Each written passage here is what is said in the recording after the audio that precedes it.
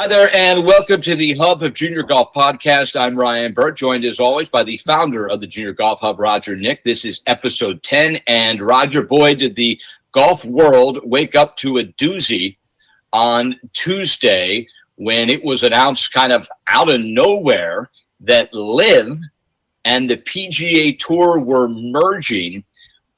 Bitter, fierce rivals, not only in the courtroom but in the media, are now somehow won. Lot more questions than answers, Roger. I know you were surprised. I mean, Tiger was surprised, so that gives you an idea of how close this was kept to the vest. Give me your initial reaction.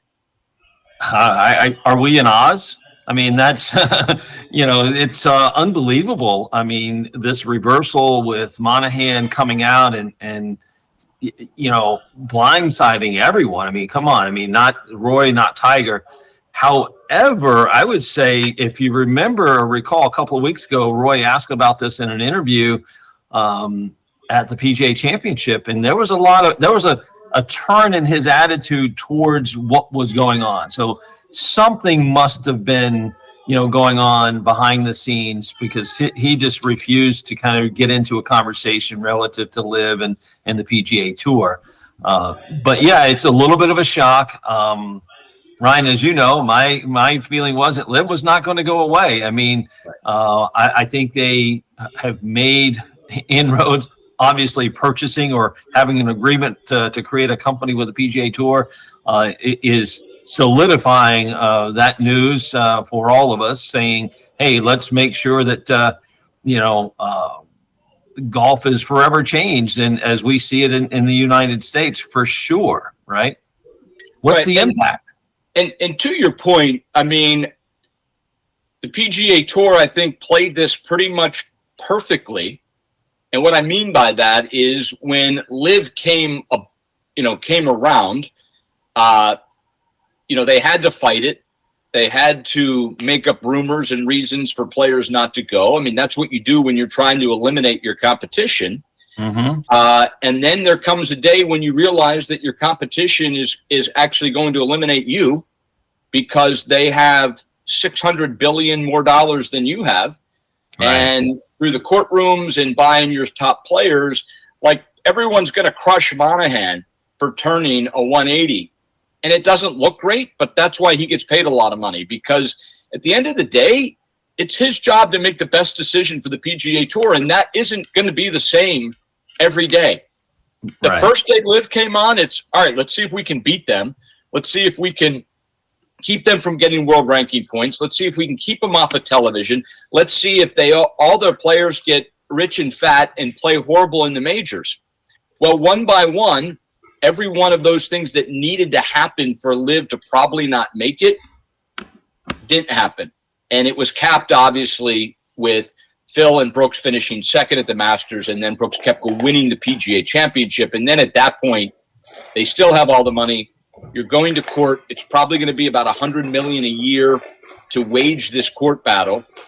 You're still losing your best players, as Cam Smith was the last to go, who was number 2 in the world, just won the Players' Championship, the crown jewel of the PGA Tour. He lives in Ponte Vedra in the shadows of TPC Sawgrass.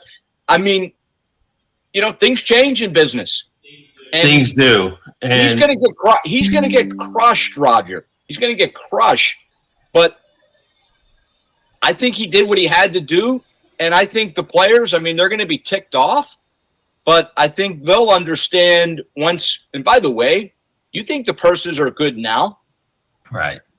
All right. I mean, listen, I think he had some good counsel, right? I mean, he got Jimmy Dunn. He got some really great business guys in the room with him, I'm sure privately, talking about this is what's going to happen to your business, the PGA Tour, if you don't wake up, right? At the end of the day, I think some smart people came up with a good idea, which was the best option for you is merge or build a business together, right? Outside of that, you're going to go away. And I think, it's either hate Monahan now or hate him later when there's no more money in the till to pay, purses, and sponsors are jumping ship because, hey, there's some problems going on here, right? So whatever those problems may be that we don't know yet, they're still going to exist a little bit.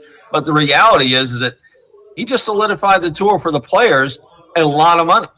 And, Forever. you know, again, to your point, you can love him or hate him. I mean, it's a tough job running a big company, a big business, a multi-billion-dollar business without having some aches and pains. And I think this is an ache and pain that maybe we needed to go through. I think, you know, as you know, more so than probably myself in the news, is Phil highlighted some of these issues last year, bringing it to the attention, maybe, albeit maybe the wrong way, but he definitely hedged his bet against the tour.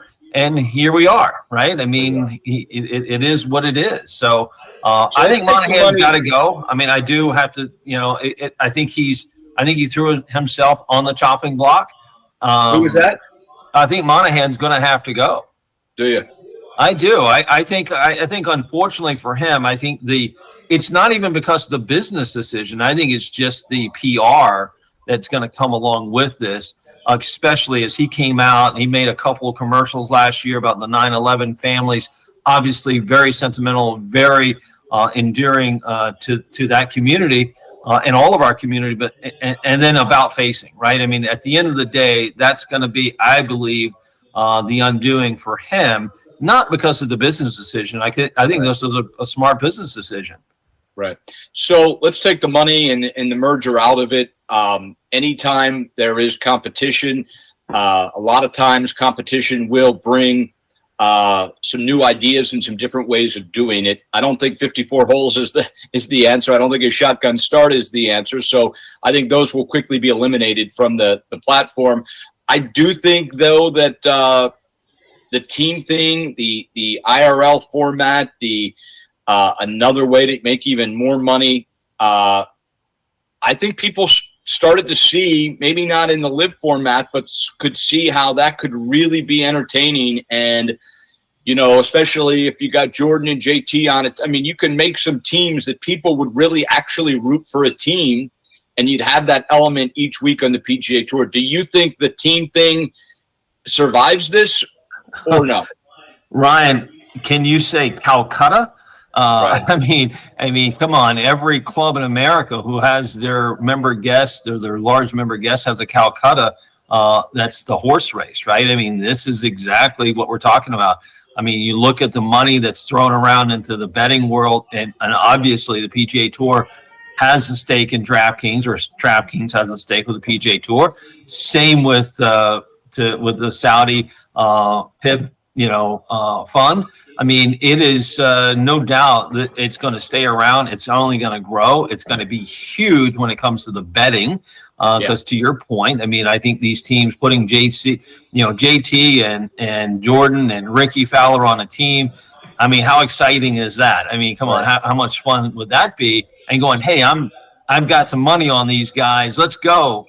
So if you look at the ratings from in TV, I was just looking it up, 24% up since June of 22 last year.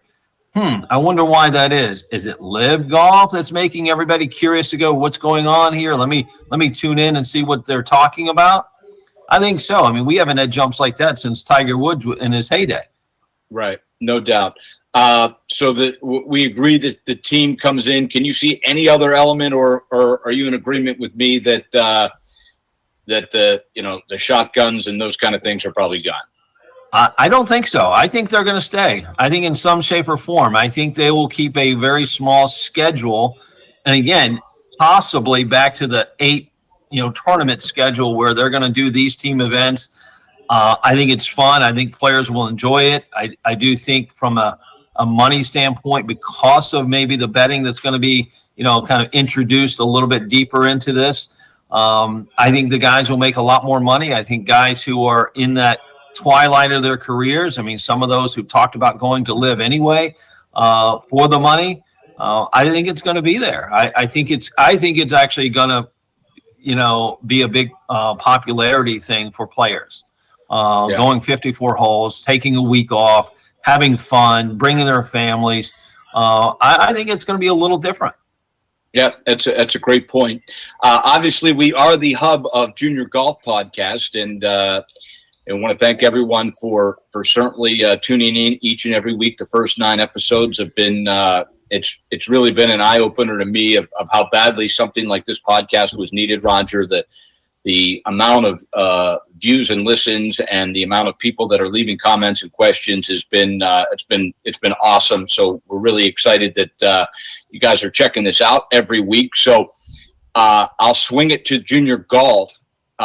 Certainly, we don't expect junior golf to necessarily take this format, but would that be such a bad idea? Could junior golf take a lesson from what just happened here? And what I mean by that is, as we know, and depending on where you're watching in the country right now, your son or daughter is playing junior golf, and unless it's really one of the big national events like an AJGA or certainly the Nota Begay National Championship, which is on Golf Channel, that kind of brings everyone together in a point, there are fractions of, I don't know if it's hundreds or thousands, Roger, of different junior golf tours with different rules and different ways of doing things and different yardages and different a lot of differences. How much would junior golf benefit from having a governing body over the entire junior golf sport? Oh, I think it would be tremendous. And as you would know, Ryan, I mean, we've been talking about this for a long time. I mean, my big push for the last 15 years is there is no governance when it comes to junior golf. I mean, I think we have been led to believe that the USGA, the PGA of America, the PGA Tour, and those governing bodies who are coming together to form the World Golf Federation or Foundation are doing something about the grassroots growth of junior golf. And the reality is they're throwing money at it. I mean, but it's still fractured. It is still a problem when it comes to how are we actually putting together a development plan to grow the game in a way that is not just directional to playing the PGA Tour or the LPGA Tour or college golf, but how do we actually help players grow in loving the game and participating in the game and having greater accessibility to the game? I don't think we figured that out yet. I think maybe we'll learn something from this new venture that's going to happen, that when you bring it all together, you can actually come together in one room and talk about, hey, what are the problems? What are the pain points? I know, or as you know, I created the USA Junior Golf Federation for that very reason, and trying to getting the governing bodies into a room and talk about how do we actually bring junior golf together and have some governance in planning in place. How would that benefit junior golf?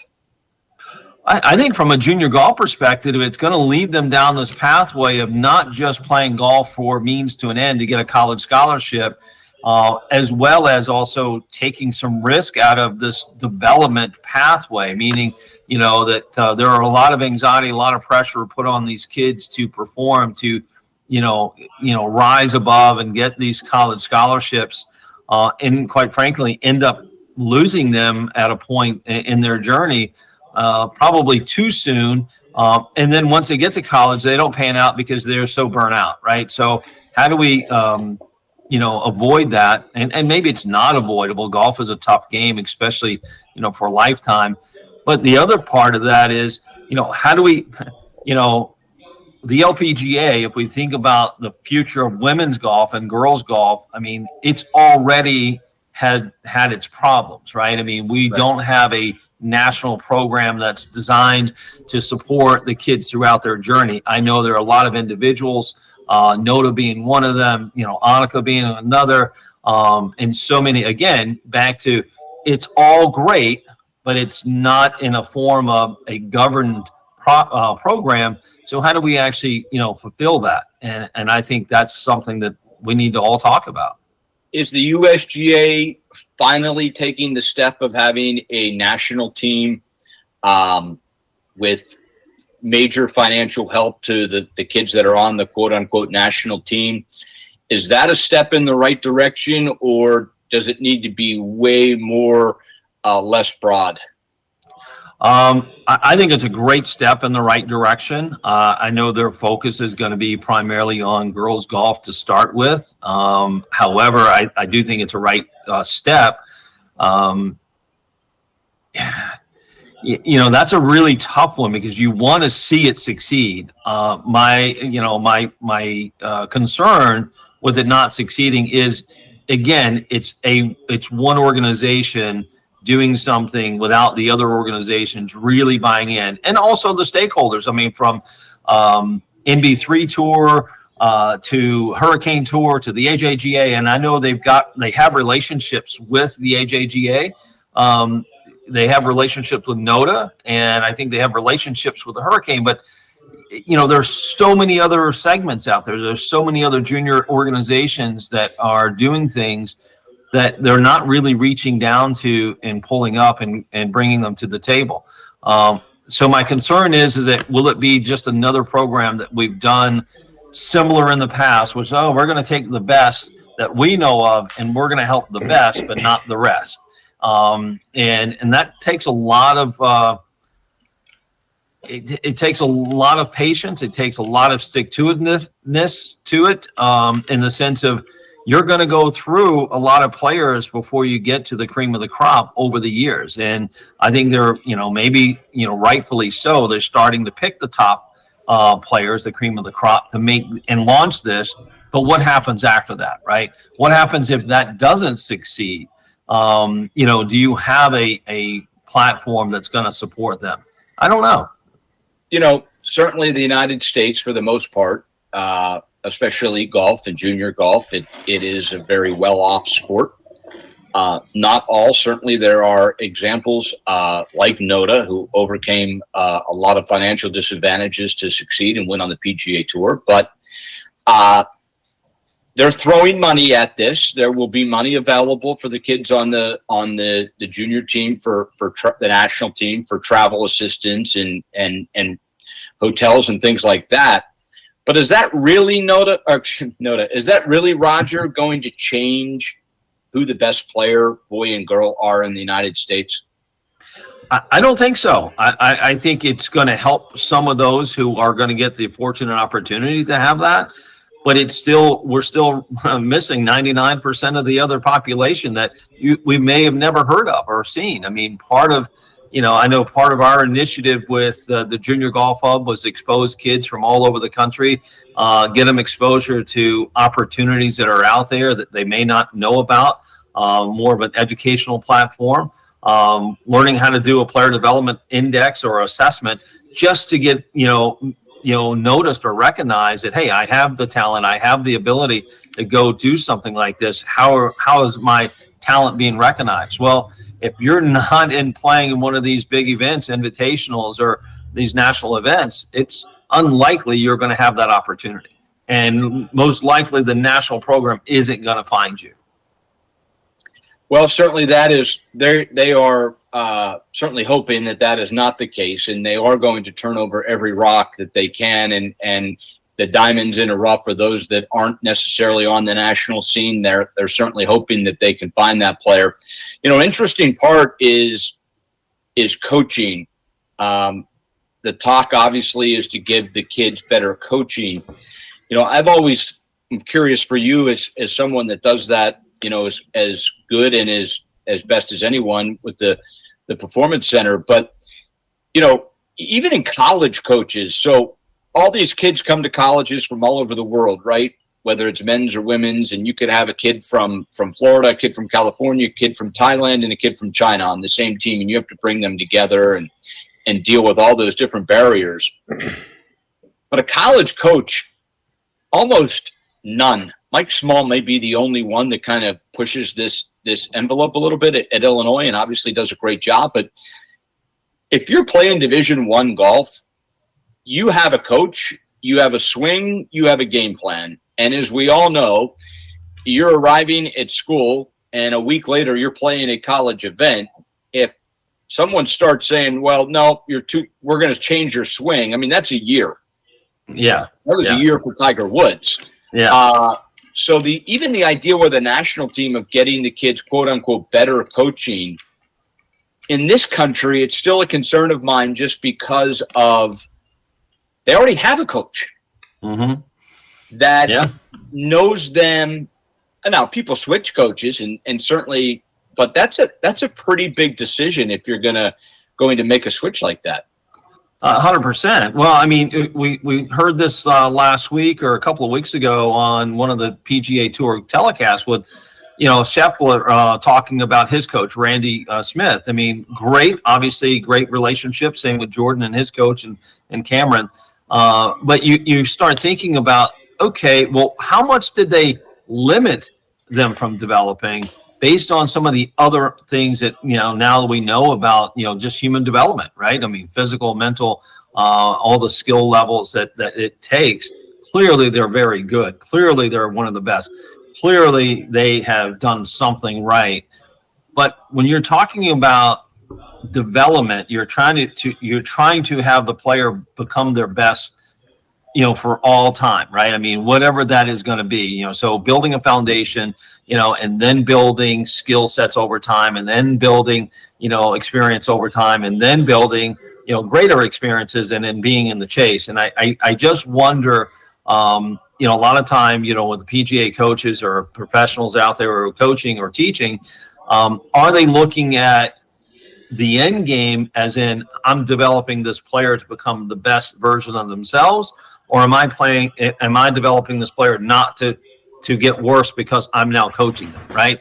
And I know that was something that I saw recently with, a coach on Twitter about another player, which is don't change them. Don't change them. Well, if we don't change them and help them evolve, how are they going to get better?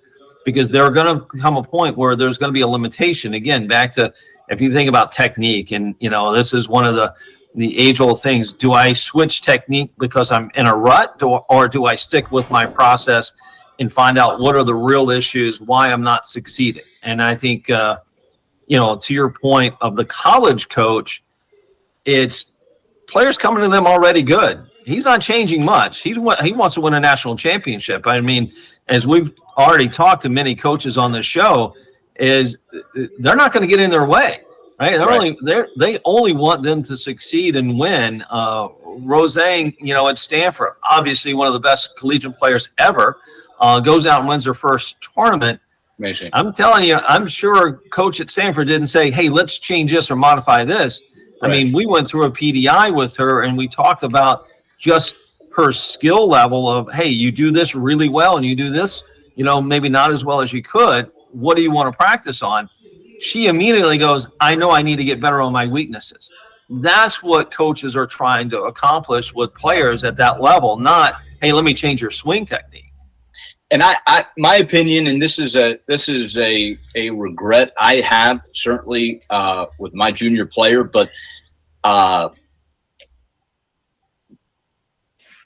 there are so many junior players that the amount of growth that they would take if they took a year off. I'm talking about elite players, took a year off from tournaments, identified their weaknesses, identified maybe parts of their swing where they're losing power, parts of their swing that if were tweaked, and I'll give you a personal story. So with my son, we found a part of the swing that specifically was losing power. And the instructor identified that, and we changed the swing, and we had drills to get rid of that cork, so to speak. And 3 weeks later was an event on the calendar. And about 10 days into the process, coach is gone, father and son. Son says to father, well, what do you want me to do here? I can shoot 100 with the new swing, or I could shoot 72 and win with my old swing. What do you want to do? We're 10 days out from the tournament. Yeah. And I said, let's go shoot 72. And of course. And, at 12 years old, that was a horrendous parental decision. It was a horrendous. Now, who knows if the new swing would have worked or if it was too far down the line. But the reality is, I believe, and this is what we all go back to, and listen, I raised my hand. This is on me, but there is so much focus on result that if Roger and I can get anything across on the Hub of Junior Golf podcast, it's at 10, 11, 12, 13, is if you could just take a step back and say, you know what, at 15, we want to be at our best, ready to go play tournaments at 15, 16, 17 years old, like a freight train, no burnout. We've addressed some weaknesses. We feel like our swing is where it's going to be. It's always building. It's always getting better. But, for 10 and 11-year-olds, Tiger Woods told me this once. He said his son was playing with one of the great players in the country. And I was driving Tiger. We got in the car afterwards, and the kid had beaten his son by quite a few shots. And I asked his thoughts on him, and he said, on the other player, and he said, he's zero chance. He said, that swing's working today, but they're the overhaul that would need to be done. And, I think that's certainly he's a different scenario because of everything that comes along with Tiger, as far as, he's one of the most popular, famous people in the world. But, the idea with him was always, he would switch. He had the greatest year in the history of golf and decided that he could get better, but he needed to switch his swing. He was willing to make changes. And I think in that particular case, maybe not after you just won the Tiger Slam, but, certainly at 10, 11, and 12, I think if you can get past what I couldn't, which is immediate success or a trophy in a meaningless junior event at 11 or 12, and focus on how do I make my son or daughter the best player they can be in high school, or if they want to play college, going through high school. I think learning that's the way to go. My thoughts. How do you feel? Yeah, no, 100%, Ryan. And I think it's great that you recognize that and you call yourself out on that. I said that there's a lot of parents who would not do that for sure. But I think you're right. I think that is a problem in the state of our game right now, where we've got parents who are worried about winning the U.S. Kids National Championship, and that's so important. And again, I don't want to minimize that feeling potentially for a kid who says, yeah, I want to do that, because that's important too, right? That's a big part of the psychological development. But at the same time, in most cases, the parents are driving that. The kids are not going to the tournaments. The kids are not picking up, and going to all of these local events just to say, I want to go to the national. They're just going to play. At the end of the day, they're going to play. I think, to your point of Tiger switching his swing and things like that for a great player. Think about it this way. Tiger has always been Tiger in the sense of he's not looking at videos. He's not looking at, Greg Norman or Jack Nicklaus and saying, I want to look like them. I think he's saying, I want to be better than, and he's going, what do I do? What can I do to be better than, someone else? Not how do I look like them? And I think, unfortunately, with the social media today, and as it has been for the last few years, is that people see swings and go, oh, I want to look like Max Homa. Great. He's a great guy to emulate, for sure. But you're not Max Homa. Right? Now, with that being said, relative to golf skill acquisition, you've got to think about what's required to play good golf. Well, getting the ball in the hole, least amount of strokes possible, is the nature of the game, is the name of the game, period. Nothing else needs to be said, right? And I think a lot of players do that very well. Now, the goal is saying, how do I do that better? Well, control your golf ball better. How do you control your golf ball better? Well, you got to control path and club pace. How do you do that? How I move from static posture to dynamic posture. How do I do that? Well, I have to have good body function and good connectivity with my neurological, system to be able to move efficiently and adequately to move the club at a certain speed to move it down the fairway. So if you just looked at the kind of the why things happen and so forth and always brought it back to that, I think parents and kids and juniors and coaches would go, golf is just a game of a bunch of skills put together that if I perform well as an athlete, I will have the skills in order to be at my peak, whatever that is, right? And hopefully if it's grounded in good, as we would call them, foundational fundamentals, right? I mean, how do you use the ground for speed? How do you stay in posture? How does your body function? All of those things that are, foundational things. If those are solid, you can become the best player in the world. It just takes time. It takes experiences. It takes those things to happen.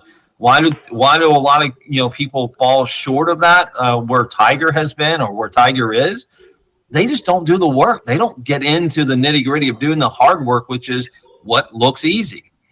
I mean, I remember. I'll give you a little story. I remember, working with Butch Harmon. This was '99. Kind of right in that year where Tiger, took all the Tiger Slam. He had a great, phenomenal 2000 year. And I'm out watching, Tiger's there working with Butch. I'm on the other side of the driving range where all the hacks are. And I'm working with Claude the third and just kind of, asking, what's Tiger doing? Oh, he's just working on posture drill. He's just working on this motion to get started to rotate better. Great. I'm watching. I watched for 4 or 5 hours. I didn't see him hit one golf ball, but he did slow motion swings just to work on how he was feeling his feet moving and then moving back into impact because, he had that really early extension with his right foot, kind of got the club stuck behind him. I mean, here's a guy who was paying attention to the details of what actually happens.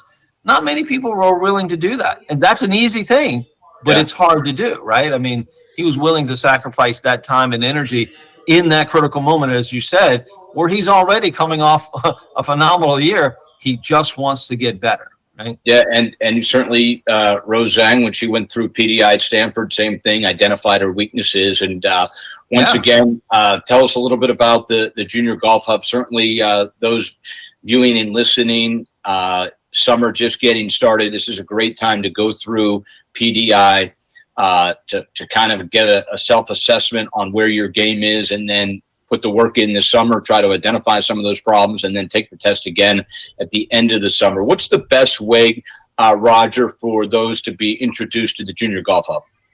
Absolutely. Log on juniorgolfhub.com. Use the code provided to you in this in the comments here. Log in, get your profile, go through the essentials guide, go to player development. You'll see the information on player development assessments and index. It is really critical. I think if you're looking to in this game in the long game, get a PDI, go through it, find your coach, work with your coach, develop, and then do it again at the end of the summer. Get your game plan for the off-season work to do, and then do it again. So it's something you want to continue to do as development goes along. And that is the Performance Development Index, when we say the word PDI. Quickly, before we go, I do want to get your thoughts on Rose Zhang. I know she went through PDI. Listen, the LPGA, women's golf, Michelle Wie was close in that she certainly had the hype.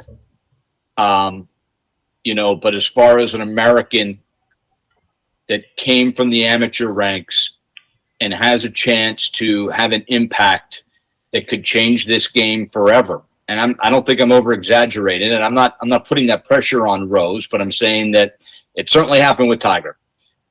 He brought people to the game that never otherwise would have been. How about what she accomplished in tournament number 1? Oh, it's incredible. And, she's an incredible human being. I mean, talking with her and spending a little time with her out in Stanford, I mean, you could tell that she was different in the sense of how she thought. She was very thoughtful about things. One, how she talked to people and how she dealt with people. And two, about her own self and kind of what she was trying to accomplish. I mean, again, a little story going through PDI with her out there. She was, won the individual national title, a year ago, going through PDI. She's sitting here going, why am I doing this? And then as we explained to her, it's only helping you understand maybe there's some weaknesses in your golf skill, or maybe there's something in your physical abilities that's kind of holding you back you don't know about. And when we went through that, I mean, she saw a couple of things. And one of the things that stood out to me was afterwards, she was one of the only players there that came back up to us and said, can I do this every day? And we said, absolutely. Matter of fact, it would be encouraged as a great way to end practice because it puts a little pressure on the line, right? And she's like, I'm going to do this every single day to end my practice because I believe this is going to help me get better. Because what she realized or what she saw was that she only had one ball flight. It was a medium, trajectory flight, and she hit it really well. But she also said, you know what, I'm going to need to work the golf ball a little bit more as I go and progress into my next step or next chapter. I said, yeah, I mean, and lo and behold, I mean, I know I heard her recently in some interviews, and she said, I've just continued to work with my coach on helping me move the golf ball or control the golf ball better. And I think that's just the attribute, one, to her perseverance or her ability to say, I need to get better. And she wants to get better for herself, not because she's trying to compare herself to others. But I think that's going to propel her a long, long way in this game, to your point. It's going to be a game changer. And I think we're going to see that trickle down into the young girls in America, which I love to think about. So I think she'll be a great role model. Yeah, no doubt. And, just to take that another step forward as people are learning about the PDI. So one of the tests, so to speak, is it asks you how you hit your shots from right to left, draws, low draws, medium draws, high draws, low fades, medium fades, high fades, straight ball, high, medium, low. We understand PDI certainly gets that, no one's perfect at all of that. I mean, Brooks Koepka won a major championship predominantly with one golf shot. But if you really do want to see what you can and can't do, and then identify those areas from putting to chipping, PDI handles, all of that, all the way to the mental game as well. It is, an unbelievable test, Roger, that you can go on the Junior Golf Hub. You can get this test, get this index, and you don't have to spend any money to identify these problems. I mean, that's groundbreaking. Yeah, groundbreaking. It's free. I mean, it's one of those things where it's too good to be true, right? Right. I mean, not to, kind of make it light of it, but it really is. I mean, it is just an assessment tool to help players, understand kind of where they are mentally, physically, and golf skill. Not to, it helps coaches identify some players who are progressing through their development. It has certainly been one of those things that we see with college coaches saying, wow, I need to use this to identify players out there for me. I think one of the great things that we've learned over the years, now doing this nearly 20 years, one of the things we see is we see a player who scores, let's call it 69, right? And he's been playing for, 15, 16 years, a long time junior player. That's great. And he has like a 65 in his PDI. But what we've also seen is that player who came to us later as an athlete who goes through and gets a 74 or so on his PDI, but his scoring average is like 76. What does that mean? Who is the better player? The same age, who might be the better player? Well, I will tell you, through our research and what we've done over the last years, that kid who's the athlete who has the ability to acquire skills even further and deeper and better, that's going to be your better bet, right? I mean, that's one of the things that is highlighting through doing PDI is just because you shoot a good score now as maybe a 14 or 15-year-old, it doesn't mean it's going to last if you don't have the other attributes like the physical and mental attributes to continue your development. It's, there can be some limiting factors or a ceiling there when it comes to your development and progression. Well, really great. Go to the Junior Golf. Certainly, it is a tool that can be a roadmap for you as your son or daughter progresses through their junior golf career. Roger, great talking with you today. Certainly, the golf world is story number one in the world. That doesn't always happen. So anytime golf is the biggest story in the world, that's probably a good thing for us. So this has been episode 10 of the Hub of Junior Golf. For Roger Nick, I'm Ryan Burt. We'll see you back here next week.